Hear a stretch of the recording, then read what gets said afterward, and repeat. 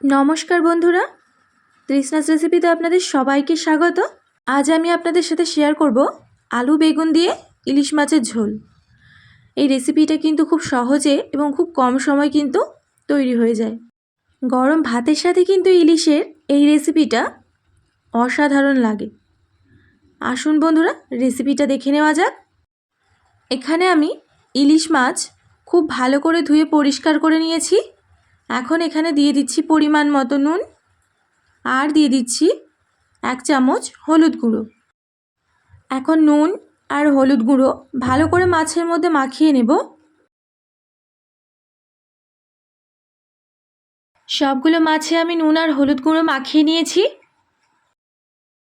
রেসিপির জন্য লাগছে বেগুন। এখানে আমি বেগুন লম্বা করে কেটে নিয়েছি আর একইভাবে কেটে নিয়েছি আলু। এখন একটা প্যান বসিয়ে সরষের তেল দিয়ে দিচ্ছি। তেল গরম হয়ে গেলে ইলিশ মাছগুলো ভেজে নেব।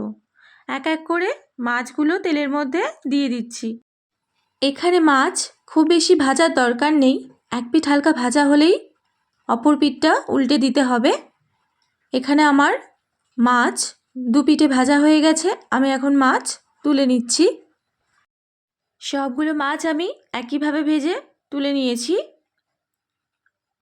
একই তেলে ভেজে নেব বেগুন। বেগুন ভাজার সময় সামান্য পরিমাণ নুন দিয়ে দেব আর গ্যাসের আঁচটাকে বাড়িয়েই রাখবো যাতে করে বেগুনগুলো লাল করে ভাজা হয়। আপনি যদি আমার চ্যানেলে নতুন হয়ে থাকেন আমার চ্যানেলটাকে সাবস্ক্রাইব করে দেবেন, পাশে থাকা বেল আইকনটা প্রেস করে অল নোটিফিকেশন করে দেবেন যাতে করে আমার রেসিপি সবার আগে আপনার কাছে পৌঁছে যায়। আর আমার রেসিপি আপনার কাছের মানুষদের সাথে বেশি বেশি করে শেয়ার করে দেবেন। এখানে আমার বেগুন ভাজা হয়ে গেছে, আমি তুলে নিয়েছি।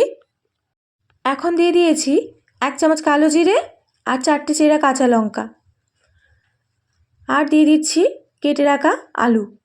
এখন আলুটাকে ভালো করে ভেজে নিতে হবে। আলু কিন্তু হালকা ভাজা হয়ে আসলে এখানে আমি দিয়ে দেব পরিমাণ মতো নুন, 1 চামচ হলুদ গুঁড়ো, 1 চামচ লঙ্কা গুঁড়ো আর 1 চামচ জিরে গুঁড়ো দিয়ে ভালো করে মশলার সাথে আলুটাকে কষিয়ে নিতে হবে। মশলা কষার সময় আমি এখানে সামান্য পরিমাণ জল দিয়ে দিয়েছি যাতে করে মশলাটা পুড়ে না যায়। এখন দিয়ে দেব পরিমাণ মতো জল আর গ্যাসের আঁচটাকে কমিয়ে ঢেকে দেব 10 মিনিটের জন্য। 10 মিনিট পর দেখে নেব আলু সেদ্ধ হয়েছে কি না। এখানে আলু সেদ্ধ হয়ে গেছে। এখন দিয়ে দেব ভেজে রাখা বেগুন। হালকা নাড়াচাড়া করে দিয়ে দেব ভেজে রাখা মাছ দিয়ে 10 মিনিট মতো ভালো করে গ্যাসের আঁচটাকে বাড়িয়ে ফুটিয়ে নিতে হবে।